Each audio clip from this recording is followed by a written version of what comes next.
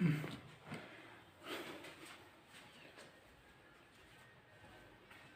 शुरू करते हैं। अभी तक अपन ने प्रोबेबिलिटी के कुछ बेसिक क्वेश्चंस देखे थे, जो कि आपके आपके कॉन्सेप्चुअल क्वेश्चन थे, तो जिससे आपने प्रोबेबिलिटी को समझा था कि एक्चुअली प्रोबेबिलिटी क्या है। बट अभी अपन अब क्या करते हैं, कुछ एक्सरसाइज के क्वेश्चन देख रहे हैं, जिससे अपन को और भी क्लियर होगा कि क्या करना है, क्वेश्चंस को अटेम्प्ट कैसे करते हैं और प्रोबेबिलिटी क्वेश्चंस को समझते कैसे हैं। ओके नाउ अपन अब एक्सरसाइज के एनसीईआरटी की बुक के अपन क्वेश्चंस कुछ ले रहे हैं, जो हिंदी इंग्लिश मीडियम के दोनों में आते हैं। तो आप हिंदी में भी पढ़ सकते हो और इंग्लिश में भी पढ़ सकते हैं, कोई इशू नहीं है, क्योंकि अपन क्वेश्चन तो दोनों इंग्लिश में यूज कर रहे हैं, हिंदी और इंग्लिश दोनों में यूज कर रहे हैं। चलिए अपन शुरू करते हैं उसके एक्सरसाइज के कुछ क्वेश्चन। जो पहला और दूसरा क्वेश्चन है, उसमें कुछ है नहीं, सिंपली क्वेश्चन, जैसे मान लो मैं एक दो क्वेश्चन पढ़ दे रहा हूँ आपको, तो जो क्वेश्चन लगाने लायक हैं वो अपन बोर्ड पर डिस्कस करेंगे। उन्होंने बोला probability of any event E and probability of any event not E, मतलब एक कोई केस की होने की प्रोबेबिलिटी और साथ में ना होने की प्रोबेबिलिटी कितना, उसका सम कितना होता है। अपन कल ही देखा था, मतलब लास्ट लेक्चर अपन ने देखा था, अपन ने एक चीज लिख रखी थी कि ऐसे लिखा था अपन ने, probability of A plus P dash of A equal to 1। यही तो बोल रहा है कि किसी कोई इवेंट, उन्होंने ई बोला है इवेंट को, तो उसकी होने की प्रोबेबिलिटी ए है और उसकी पी डैश मतलब डैश लग जाता है, मतलब ना होने की प्रोबेबिलिटी, दोनों का सम कितना होता है, 1 के इक्वल होता है। तो ये उन्होंने आपसे पूछा है। अब अपन कुछ अच्छे क्वेश्चन की तरफ आगे बढ़ते हैं। जैसे अपन देखते हैं exercise question number 5, question number 4 से डिस्कस करते हैं। ओके, अपन एक्सरसाइज क्वेश्चन नंबर 4 से डिस्कस कर रहे हैं। 1, 2 और 3 है, 3 को भी मैं पढ़ दे रहा हूँ। 3 क्वेश्चन नंबर 3 को समझ लेते हैं कि है क्या। कोई भी मैच होता है तो अपन उसमें कॉइन को क्यों चूज करते हैं, वाई।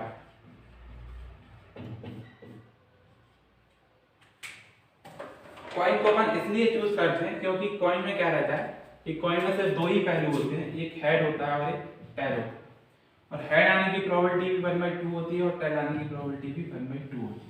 मतलब ये क्या है ना, एक ऐसा केस होगा कि इसमें मतलब क्या है, चीटिंग का कोई केस ही नहीं है। मतलब जो एक तरफ आने की प्रोबेबिलिटी जितनी है और दूसरी तरफ आने की प्रोबेबिलिटी वही है। मतलब एक फेस आने की, हेड आने की प्रोबेबिलिटी भी 1/2 है और टेल आने की प्रोबेबिलिटी भी 1/2 है। इसलिए अगर मैंने मान लो हेड चूज किया और आपने टेल चूज किया, तो दोनों की जीतने की प्रोबेबिलिटी देखा जाए तो वो भी सेम है, और अगर हारने की देखा जाए, लॉस की बताए तो लॉस की भी 1/2 इसकी भी है और 1/2 इसकी भी है। तो मतलब दोनों के लिए क्या है, सेम कंडीशन है। अब वो आपका लक है कि आपका हेड आ रहा है कि टेल आ रहा है। चलिए अपन कुछ क्वेश्चन देखते हैं। ये तो क्वेश्चन नंबर 3 हो गया। अपन क्वेश्चन नंबर 4 को डिस्कस करते हैं।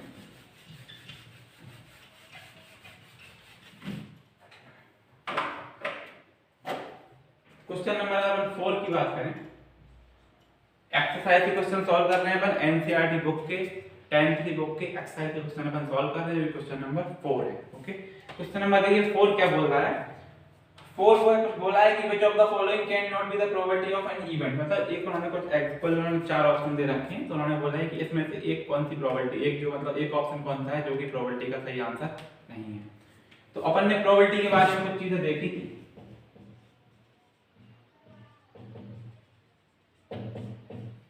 जिससे कि आप इसको आंसर कर पाओगे। एक तो प्रोबेबिलिटी कभी 1 से ज्यादा नहीं हो सकती, किसी भी इवेंट की प्रोबेबिलिटी 1 से ज्यादा नहीं हो सकती। जैसे मान लो मैं हूं, जैसे मान लो मैंने कोई एग्जाम दिया, तो या तो मैं उसमें फेल हो जाऊंगा या फिर मैं उसमें पास हो जाऊंगा। तो मैं मान लो फेल हो गया तो उसकी प्रोबेबिलिटी भी कुछ होगी और पास होने की प्रोबेबिलिटी भी कुछ होगी। तो या तो मैं फेल होऊंगा या फिर मैं पास होगा। मैं पास हो गया तो मैं पास होने की प्रोबेबिलिटी देखूंगा तो उसकी प्रोबेबिलिटी क्या आएगी 1, और मेरे फेल होने की प्रोबेबिलिटी क्या हो जाएगी 0 उस टाइम पे अगर मैं पास हो गया। और अगर उल्टा केस देखा जाए, एल्स में फेल हो गया तो फिर उस टाइम पे पास होने की प्रोबेबिलिटी क्या हो जाएगी 1 और फेल होने की प्रोबेबिलिटी क्या हो जाएगी 0। समझ पा रहे हो ना? कोई भी एक इवेंट हो, उसकी होने की और ना होने की प्रोबेबिलिटी दोनों को जब साथ में आप ऐड करते हैं तो प्रोबेबिलिटी कितनी बन जाती है 1। बस जैसे मैं यहां से मान लो बाजार जा रहा हूं, तो मैं बाजार जाऊं या बाजार ना जाऊं। जैसे मान लो मैंने सोचा कि मुझे बाजार जाना है, अब मैं बाजार गया या फिर मैंने मुझे बाजार नहीं जाना और मैं बाजार नहीं गया, तो मेरे बाजार जाने की प्रोबेबिलिटी और बाजार ना जाने की प्रोबेबिलिटी का सम कितना होगा, हमेशा 1 होगा। ना 1 से कभी ज्यादा हो सकता है, ना 1 से कभी कम। तो प्रोबेबिलिटी एक तो 1 से ज्यादा नहीं हो सकती, और प्रोबेबिलिटी हमेशा कैसी नहीं हो सकती, एक चीज और है, नेगेटिव में नहीं होती। नेगेटिव में ये मैं हिंदी में इसलिए लिख रहा हूं कि आपको याद रहे। तो एक प्रोबेबिलिटी के वर्स्ट केस में तो यही क्वेश्चन पूछते हैं, मान लो एक नंबर में आपसे क्वेश्चन पूछेंगे, या तो आपको इसको फेवर करना पड़ेगा, या फिर इसको, मतलब उसका आंसर या तो इसके थ्रू मिल जाएगा, या फिर इसके थ्रू मिल जाएगा। यही तो कंडीशन जो प्रोबेबिलिटी में मतलब बहुत ज्यादा इंपॉर्टेंट रखती है कि एक तो प्रोबेबिलिटी नेगेटिव में नहीं होती कभी, और एक प्रोबेबिलिटी 1 से ज्यादा में नहीं होती। और अगर परसेंटेज की बात करें तो परसेंटेज में क्या होता, 100% मैक्सिमम लिमिट, मतलब 100% तक प्रोबेबिलिटी हो सकती है। परसेंट क्या है, परसेंट क्या होगा, जैसे मान लो मैंने 100 और परसेंट लिख रखा है, तो 100% क्या है, परसेंट क्या होगा, नीचे कितना आ जाता, 100, तो लिखा तो 1 ही, उसको अपन ने उसमें कर दिया तो 100, परसेंट क्या आता नीचे हमेशा 100, तो हटा दो नीचे 100, 100 से 100 काट, क्या आ गया, मतलब 100% लिखूं या फिर उसको क्या लिखूं, 1 लिखूं, तो एक ही बात है मेरे लिए। 100% लिखना और 1 लिखना एक ही बात है, क्योंकि मैं अगर परसेंट को हटाऊंगा तो नीचे कितना चला जाएगा, 100, और वो 100 से कट जाएगा तो कितना हो जाएगा, 1, तो मतलब मैक्सिमम पता ही है आपको, 1 से ज्यादा नहीं, तो 1 हो सकती है लेकिन 1 से ज्यादा नहीं हो सकती, मतलब 1 क्या है, 100% की इक्वल ही है। तो मतलब कोई भी प्रोसेस प्रोबेबिलिटी अगर आंसर में दी होगी तो 100% तक तो वैलिड है, लेकिन 100% के बाद वैलिड नहीं है। चलिए अब इससे आप क्वेश्चन नंबर 4 का आंसर दे पाएंगे। इन दो पॉइंट से अगर आप देखोगे तो क्वेश्चन नंबर 4 का आंसर आप इजीली दे पाओगे। जैसे मैंने क्वेश्चन नंबर 4 के एग्जांपल दे रखे, एग्जांपल में आप क्वेश्चन नंबर 4 में आपको ऑप्शन दे रखे, तो ऑप्शन देखो क्या दे रखा, एक तो दे रखा 2/3, 2/3 कितना होता है, 3.6 समथिंग, तो ये पॉसिबल है, और दे रखा -1.5। अब देखो पहली बात तो 1.5 और वो भी माइनस के साथ, तो पहली बात तो 1.5 अकेला ही पॉसिबल नहीं है, और माइनस लग गया तो और ज्यादा पॉसिबल नहीं है, तो यही आपका क्या हो जाएगा आंसर। और भी दे रखा उन्होंने 15%, तो 15% आंसर हो सकता है, और भी दे रखा 0.7, तो वो भी प्रोबेबिलिटी के आंसर में वैल्यू रखता है। अब क्वेश्चन नंबर 5 की तरफ चल रहे हैं। ओके, एक क्वेश्चन नंबर 4 था, इसका आंसर क्या था, -1.5। क्यों हुआ आंसर, एक तो 1.5 था तो वो भी पॉसिबल नहीं है, और एक माइनस लग गया तो वो और भी पॉसिबल नहीं है। चलिए क्वेश्चन नंबर अपन देख रहे हैं, क्वेश्चन नंबर 4 देख लिया था, क्वेश्चन नंबर 5 की तरफ पढ़ते हैं आगे।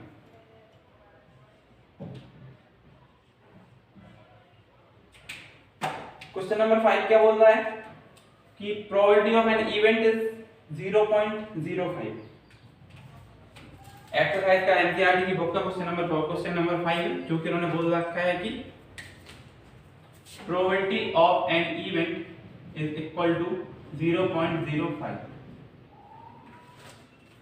पूछा गया है what is the probability of not E, not E मतलब होता पी डैश ई, मतलब जैसे मान लो कोई एक इवेंट था, उसकी होने की प्रोबेबिलिटी कितनी थी 0.05, तो उसकी ना होने की प्रोबेबिलिटी कितनी होगी, वो अपन निकाल सकते हैं। अपन को एक फॉर्मूला पता है कि कोई इवेंट की होने की प्रोबेबिलिटी प्लस उस इवेंट की ना होने की प्रोबेबिलिटी का सम कितना होता है, हमेशा 1।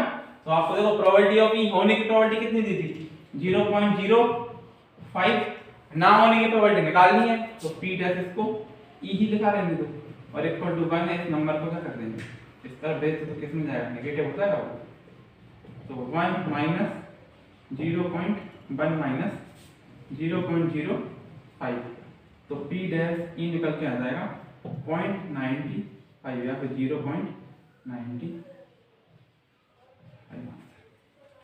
देखो कैसे किया, अपन को पता था किसी भी इवेंट की होने की प्रोबेबिलिटी और उस इवेंट की ना होने की प्रोबेबिलिटी किसके बराबर होती है 1 के, तो आपको किसी इवेंट की होने की प्रोबेबिलिटी कितनी दी है 0.5, 0.05 दे रखी है, तो उस इवेंट की ना होने की प्रोबेबिलिटी कितनी है 1 में से इसको माइनस कर दिया तो ना होने की प्रोबेबिलिटी निकाला, सिंपल है।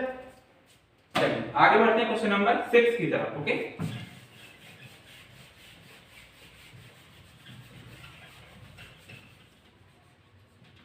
क्वेश्चन नंबर 6 को देख रहे हैं अपन, तो क्वेश्चन नंबर 6 क्या बोल रहा है, और देखो अच्छा क्वेश्चन है, एक बैक वाले क्वेश्चन भी आते हैं, छोटे टाइप के क्वेश्चन आते हैं आपके चैप्टर में और आपके पेपर में भी आते हैं।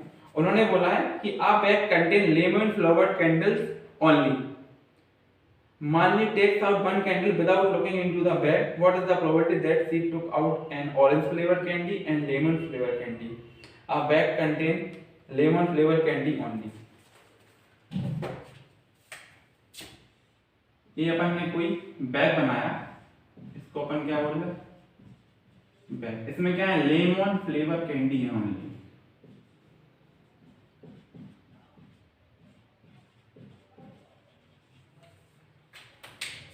एक कोई बैग है, उसमें सिर्फ लेमन फ्लेवर कैंडीज है ओनली। कैंडी IES लगा पाइए क्योंकि बहुत सारी हैं कैंडीज हैं। अब देखो, एक कोई लड़की थी जिसका नाम क्या था, मालिनी। उसने क्या किया, एन ऑरेंज फ्लेवर कैंडी अपन को निकालना कि उसने क्या हुआ, इसमें से एक कैंडी को बाहर निकाला।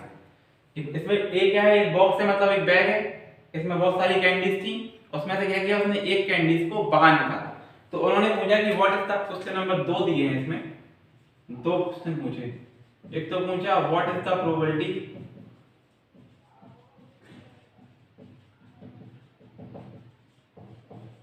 what is the probability of an orange flavor candy, of an orange flavor candy, ऐसे what is the probability of an lemon flavor candy।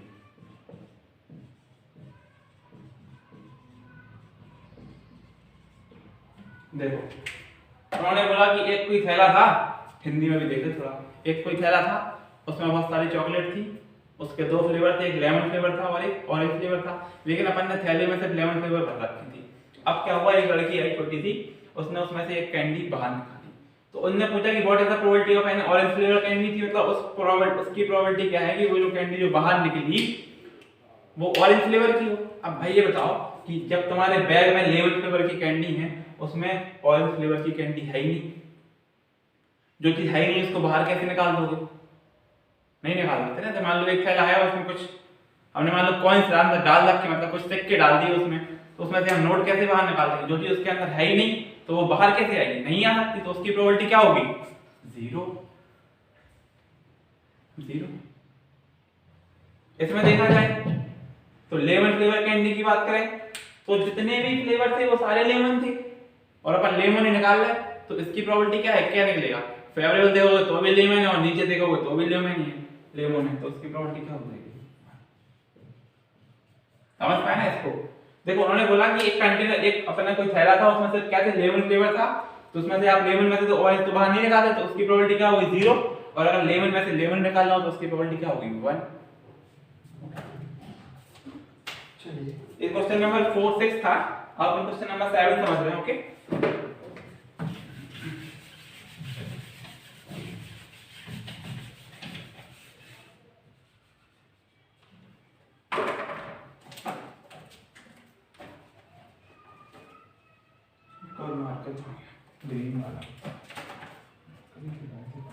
Question number 7 को देखते हैं। क्वेश्चन नंबर 7 क्या बोलता है,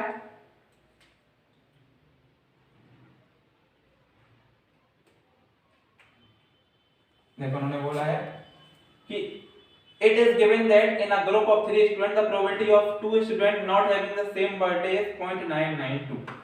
मतलब 2 लोगों का एक साथ बर्थडे पड़े, इसकी प्रोबेबिलिटी क्या है। जैसे मान लो कोई एक इवेंट है, जैसे मान लो हमने बोल दिया कोई इवेंट है ई, तो इस इवेंट की 2 लोगों का एक साथ बर्थडे पड़ने की प्रोबेबिलिटी कितनी है, 0.992।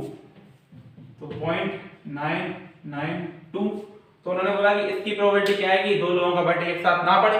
तो आपको पता है ये बात, क्या पता है अपन को कि P ऑफ E मतलब कोई इवेंट की प्रोबेबिलिटी प्लस उस इवेंट की ना होने की प्रोबेबिलिटी इक्वल टू कितना होता होगा। इसको याद रखना, समझो अपन देख लिया अभी 3-4 क्वेश्चन में अपन इसको यूज कर चुके कि कोई भी एक केस की होने की प्रोबेबिलिटी और उसी केस के ना होने की प्रोबेबिलिटी किसके बराबर है, 1 के।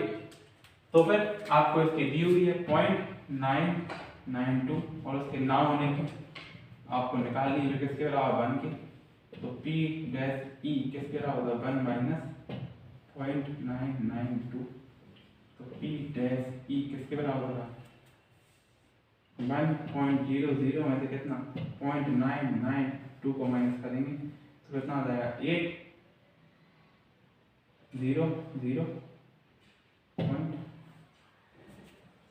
0.008। तो दो लोगों का एक साथ बर्थडे ना पढ़ने की प्रोबेबिलिटी कितनी है? 0.008। तो आपको साथ पढ़ने की प्रोबेबिलिटी दी और साथ ना पढ़ने की प्रोबेबिलिटी पूछा, तो सिंपली ये की फॉर्मूला है उसका कि यही वाला कि किसी इवेंट की होने की प्रोबेबिलिटी प्लस उस इवेंट की ना होने की प्रोबेबिलिटी किसके बराबर होती है? 1। उनका सम कितना होता है? 1। मतलब कोई पॉसिबिलिटी, मतलब कोई किसी एक कोई मतलब कोई एक केस है उसकी होने की प्रायिकता प्लस उस केस की ना होने की प्रायिकता में किसके बराबर होती है? 1 की। तो आपको एक दिया है, दूसरा पूछा है, सिंपल फॉर्मूला लगा देंगे। आगे बढ़ते हैं क्वेश्चन नंबर 8 की तरफ।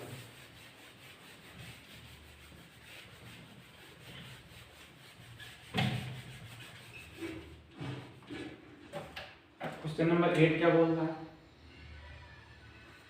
क्वेश्चन नंबर 8 बोल रहा है a bag contain 3 red balls and 5 black balls. उन्होंने बोला कि एक कोई कंटेनर है, मतलब एक कोई फिर से थैला है, इसको बोल दिया अपन थैले को, यहाँ पे लिख लो थैला, अच्छा लगेगा हिंदी में, थैला। कोई एक थैला है, उसमें क्या है? 3 रेड बॉल है और 5 ब्लैक बॉल है। 3 तो है रेड बॉल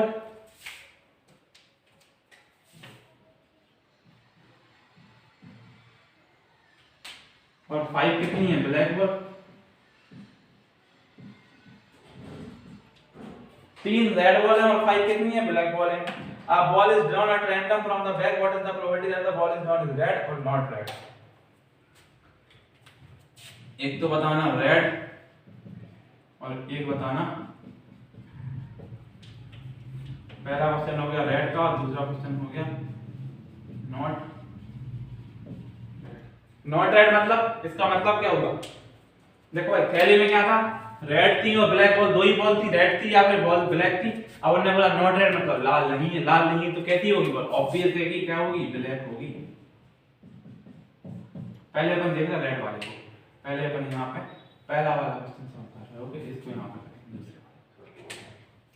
चलिए देखते हैं रेड वाले की बात करें अपन, तो अपन टोटल बॉल की बात कर रहे हैं। इस थैले में टोटल बॉल कितनी है? 3 रेड और 5 ब्लैक, तो 3 + 5 मतलब 8 बॉल निकालना है। प्रोबेबिलिटी क्या हो? रेड हो। रेड होने की प्रोबेबिलिटी क्या होगी? प्रोबेबिलिटी का क्या फॉर्मूला होता है? Favourable upon total. तो लगाओ रेड के लिए क्या आएगा? Favourable upon total. फेवरेबल क्या है? Red ball. फेवरेबल क्या है? रेड बॉल निकालनी है ना, तो फेवरेबल आएगा। फेवरेबल में रेड बॉल है, तो रेड बॉल कितनी है यहाँ पे? 3 और टोटल कितनी है? 8। तो 3/8 क्या हो जाएगी? इसकी प्रोबेबिलिटी रेड बॉल निकलने की। अब देखो अगर रेड बॉल नहीं है, थैले में क्या था भाई? रेड थी और ब्लैक बॉल, दो ही बॉल थी, रेड थी यहाँ पर ब्लैक थी। अब उन्होंने बोला कि थैले में अगर मान लो कोई थैला है उसमें रेड बॉल और ब्लैक बॉल है, और उन्होंने बोला रेड बॉल नहीं है, तो कोई बची कौन सी बॉल? Black ball. और जब रेड नहीं होगी तो ब्लैक होगी, तो ब्लैक होने की प्रोबेबिलिटी क्या होगी? अगर ब्लैक बॉल निकाला है, ब्लैक बॉल होने की प्रोबेबिलिटी कितनी है? तो ब्लैक बॉल कितनी है इसमें? 5 और टोटल बॉल कितनी है? 8। टोटल तो टोटल ही है। यहां पर एक और तरीका,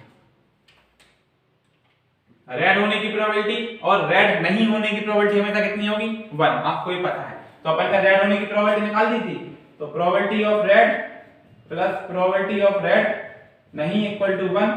प्रोबेबिलिटी ऑफ रेड कितनी है? 3/8 अपन कैलकुलेट की है। प्रोबेबिलिटी ऑफ रेड नहीं इक्वल टू कितना होता है? 1।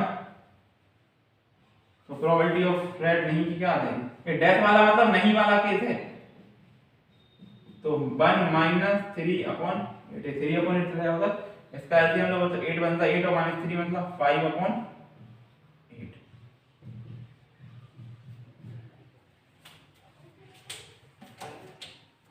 चाहे ऐसे करो या फिर ऐसे करो, इन दोनों केस का ये क्या है? अल्टरनेट है। या तो ऐसे निकाल लो अलग अलग करके, या फिर निकालो ऐसे में क्या होगा? एक निकाल लो और फिर फॉर्मूला लगा दो। इसमें अपन ने दोनों कैलकुलेट किए। क्वेश्चन क्या था फिर से समझ लो एक बार। उन्होंने बोला कि कोई एक थैला था, उसमें 3 रेड बॉल थी और 5 ब्लैक बॉल थी। उन्होंने बोला कि what is the probability of red ball, मतलब लाल बॉल होने की प्रायिकता क्या है? तो फेवरेबल में क्या आ गया? जो लाल गेंद थी, लाल गेंद कितनी थी? 4। तो रेड बॉल कितनी थी? 4 नहीं 3।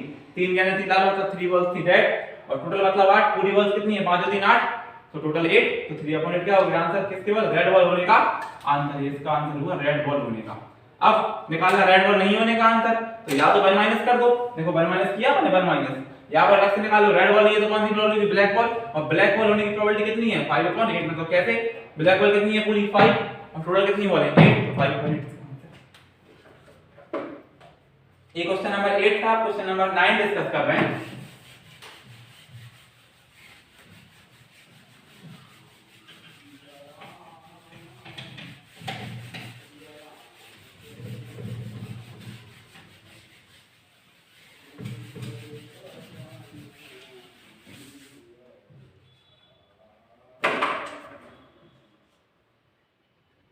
देखते हैं क्वेश्चन नंबर 9 क्या बोला, पढ़ लेते हैं एक बार। A box contain 5 red marble, 8 white marble and 4 green marble. उन्होंने बोला कि एक कोई बॉक्स है, अपन ने बड़ा सा बॉक्स बनाते रहे,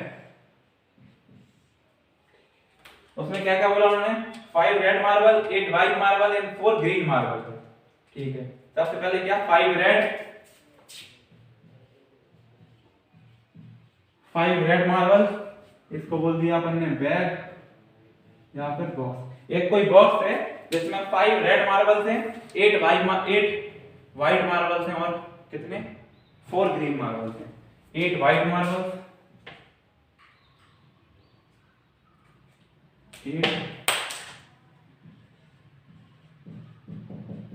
8 व्हाइट मार्बल और कितने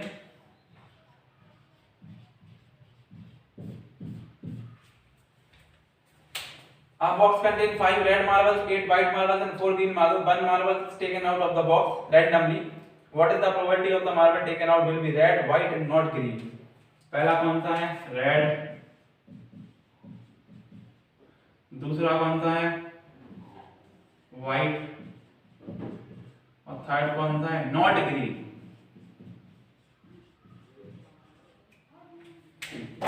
कुछ नहीं है।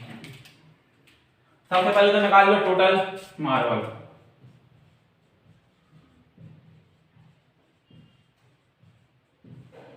टोटल मार्बल मतलब पूरे कंचे कितने हैं, इसमें कितने कंचे हुए भाई, पूरे जोड़ दो 5 + 8 + 4,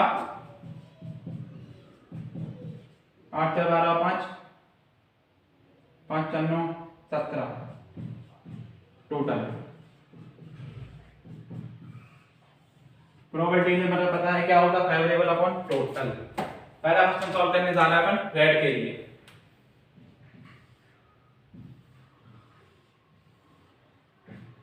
पहले के लिए कौन सा था रेड, आ जाओ भाई। रेड के लिए बात करें तो क्या होगा favourable upon total, favourable upon total.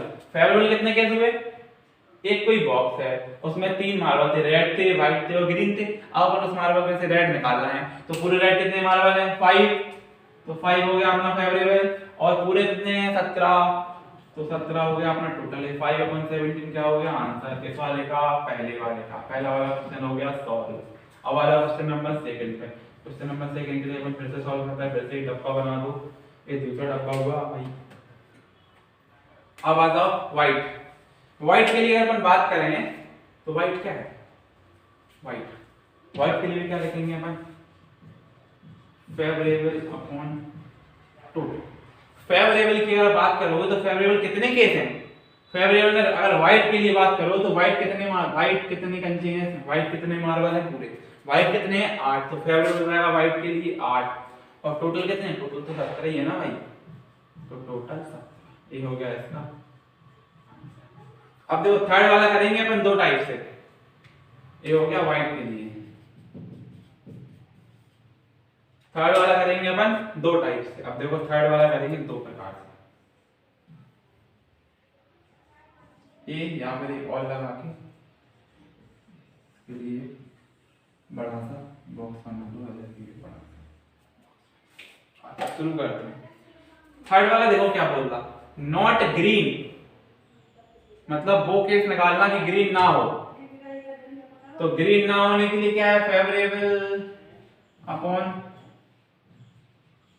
Total, favourable upon total. Favourable कितने केस हैं भाई, ग्रीन नहीं है, पूरी बॉल कितनी थी 17। इसमें से अपन को ग्रीन नहीं चाहिए तो ग्रीन वाली डालो अभी। ग्रीन वाली में कितनी बची 8 और 5, रेड और व्हाइट कोई सी भी निकल सकती है। कितना आ जाएगा फेवरेबल, तो 8 और 5 कितने हो गए 13। तो 13 हो गया फेवरेबल। टोटल कितना है 17। एक हो गया दी आंसर। ऐसे नहीं करना, एक और तरीका है, देखो क्या करेंगे। उन्होंने बोला नॉट ग्रीन, हम ग्रीन के लिए बात करेंगे, हम ग्रीन निकालेंगे। ग्रीन के लिए बात करो तो ग्रीन के लिए क्या आएगा फेवरेबल अपॉन टोटल। अगर अपन इसमें से ग्रीन बॉल चूज करें, मान लो ग्रीन बॉल निकालनी हो, तो ग्रीन के लिए कितनी बॉल है ग्रीन 4, तो 4 काम करेगा फेवरेबल का। और टोटल कितना है वही 8 और 5 13 होता है 17। 4/17 किसका आंसर है ग्रीन बॉल के लिए, ग्रीन मार्बल के लिए। ठीक है, अपन को चाहिए लेकिन क्या नॉट ग्रीन। तो नॉट ग्रीन के लिए अभी आपने एक चीज सीखी थी कि किसी भी इवेंट की होने की प्रोबेबिलिटी प्लस उसकी ना होने की प्रोबेबिलिटी हमेशा किसके बराबर होती 1 के। तो ग्रीन मार्बल होने की probability P of green plus P dash of green, मतलब ग्रीन मार्बल ना होने की प्रोबेबिलिटी किसके बराबर होगी हमेशा 1 के। तो P ऑफ G कितना है 4/17 plus P of P dash G आपको निकालना है इक्वल टू किसके 1। तो P डैश G बराबर कितना हो जाएगा, यहां दिखा रहे हैं P डैश G कहां हो जाएगा P डैश G किसके बराबर 1 माइनस किसके बराबर हो जाएगा 4/17 के। तो P डैश G कितना आ जाएगा आंसर 70 एकम 17 माइनस 4 कितने होते 13 ये इसका अल्टरनेटिव थोड़ा बड़ा है लेकिन अच्छा है। अगर आप ये नहीं समझ पा रहे ये वाला तो इससे करो। इसमें कुछ नहीं है, फेवरेबल अपन टोटल ग्रीन नहीं चाहिए तो ग्रीन बॉल को हटा दो। इसके लिए बता रहा है, मान लो आपको इससे करना है तो आपको ग्रीन नहीं चाहिए तो ग्रीन बॉल को हटा दो। ग्रीन डाल कितनी हट जाएंगी 4 उलट जाएंगी, तो कितनी बची 8 और 5 13। तो 13 बची फेवरेबल और टोटल कितनी 17। यहां से डायरेक्ट आंसर। इसमें क्या करेगा वो वाला फॉर्मूला दिखाना पड़ेगा। Thank you. और आगे क्वेश्चन अपन नेक्स्ट वीडियो में देखेंगे। चलिए।